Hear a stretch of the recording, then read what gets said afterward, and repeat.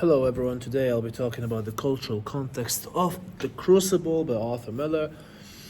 Very interesting play because it circles a lot around the Red Scare 1953. That's where it was first performed. It's a dramatization of the Salem witch trials of 1692, the Red Scare. So it is recognized as an allegory for the McCarthy era in the United States, and that was the time of fear of communism that led to widespread accusations and hysteria, much like the witch hunts of Salem. Now, I'm specifically focusing on the cultural context of this play, and I want to talk about the powerful critique of McCarthyism, drawing direct parallels between the witch trials and the anti-communist fervor of the 1950s.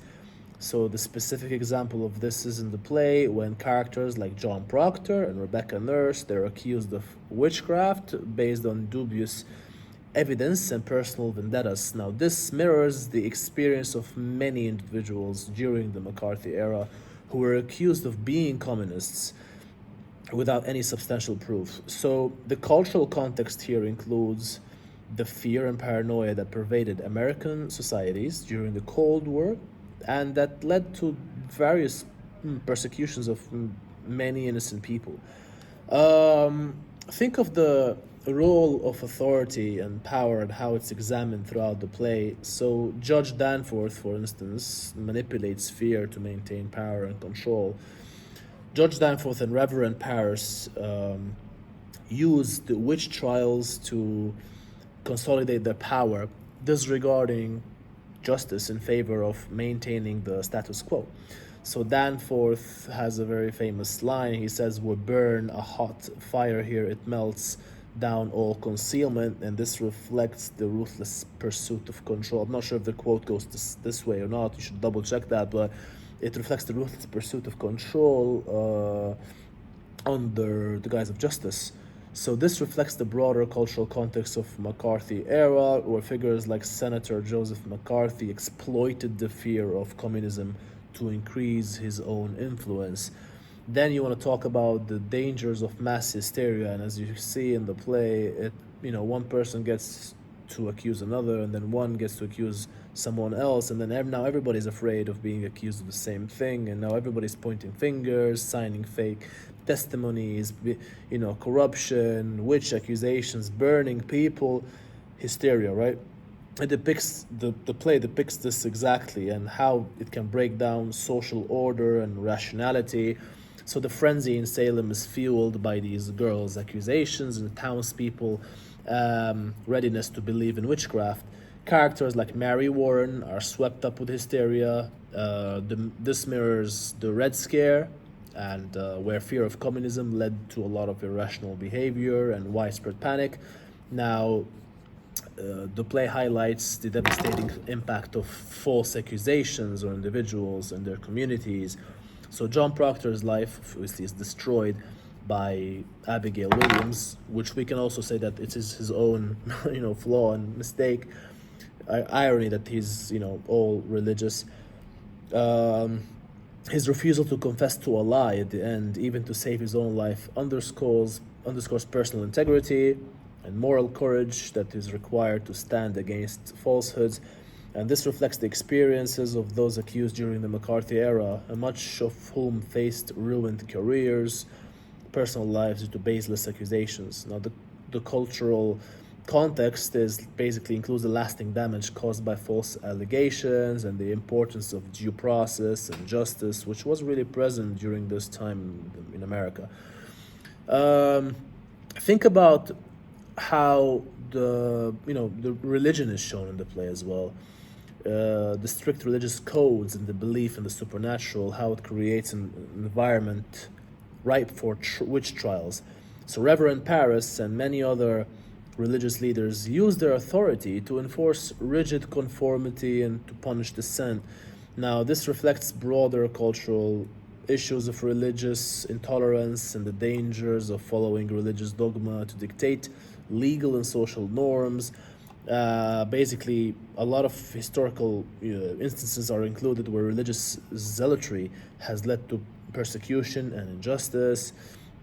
And John Proctor's, for example, internal struggle and ultimate decision to maintain his integrity rather than condemn to social demands highlights the tension between personal beliefs and social expectations. He says, because it is my name, because I cannot have another in my life, signifies a lot of importance in terms of personal integrity over societal approval or social approval. And this kind of mirrors the experiences of those who resisted McCarthyism and faced severe repercussions for standing up to their own principles. This is so important because the play focuses on how John Proctor basically ends the witch trials, the Red Scare and all that. He sets an end to it, but ends miserably because he loses his own life as he refuses to sign the testimony, or he signs it but then rips it apart, and Judge Danforth, of course, hangs him. Think of the role of women and how Abigail Williams and the other girls wield significant power through their accusations, which is unusual, right, in the society of patriarchy.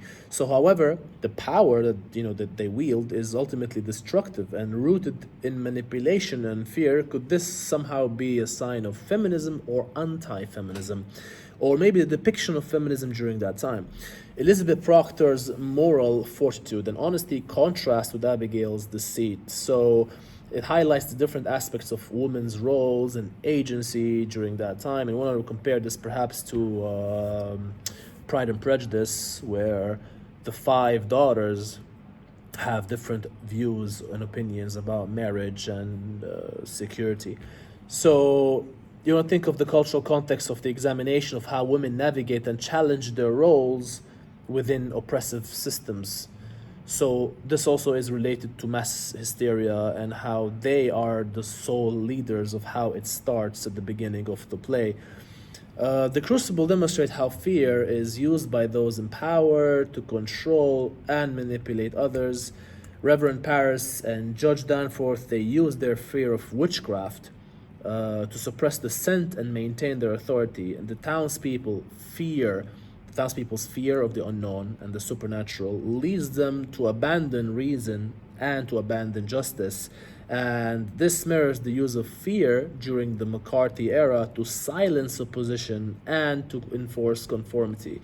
So the cultural context includes the exploration of fear as a powerful tool in both historical and contemporary settings to control population and stifle dissent. So how does a certain country or an era or society control individuals? It does that if it isn't able to do it via laws and regulations, then it implements fear into the thoughts of individuals and raises a new propaganda that blinds them and distracts them from what they actually want. So in that way they are following what they think is a preservative method of stopping not wanting to be part of they think that they're following what their heart is saying, but in return they are actually listening to what is said and told to them, because they're distracted from equality and justice and everything, and they're just following orders now to save their lives. Now Proctor does the complete opposite of this and loses his life for the sake of this, and he also thinks of what will his own children think about him later on. If he dies this way, they will think of their father as a hero, but if he confesses to crimes that haven't been made and he lies about it, then perhaps his children will suffer the consequence of being labeled as the children of a lying father later on in the future. So this is also something to think about. Reputation is very important, and he's concerned for his reputation and his ultimate sacrifice. He preserves a lot of his integrity and personal honor in the face of public condemnation. So his refusal to sign this false confession maintains his good name and the broader cultural context of the McCarthy era. So individuals were actually forced to choose between their principles and the public reputation. The Crucible is a very interesting and a powerful, thought-provoking play that revolves a lot around the complex themes of rich individual cultural context, and you can also highlight a lot that happens, the drama that and the imagery about how the court scene occurs and how Abigail Williams at the end of the play ends up having stealing all the gold, and also reflecting how personal gain of characters is always the motive, despite the Red Scare, despite the propaganda, despite the witch Salem trials and accusations and everything. Abigail Williams still managed to run away and get away with everything that she has done. And Proctor, the protagonist of the play, is has his whole life ruined, despite that he does good later on. So one simple mistake, because he revolved himself with Abigail, has cost him his life. But he does saves his wife's life in court, as he confesses to the court, to the judge, that he has had an affair with Abigail Williams, and agrees to do everything just for the sake of allowing his wife to live an extra year or so. So yeah, this is a very interesting play that you might want to include in your comparative course and discuss in detail. I hope you guys enjoyed something and learned something new about the McCarthy era and the Red Scare, the witch trials, and most importantly the play itself. I haven't discussed the plot, but this is more of a I'm comparing it to the real world cultural context, and I hope that you guys benefited. Thank you very much and have a good day.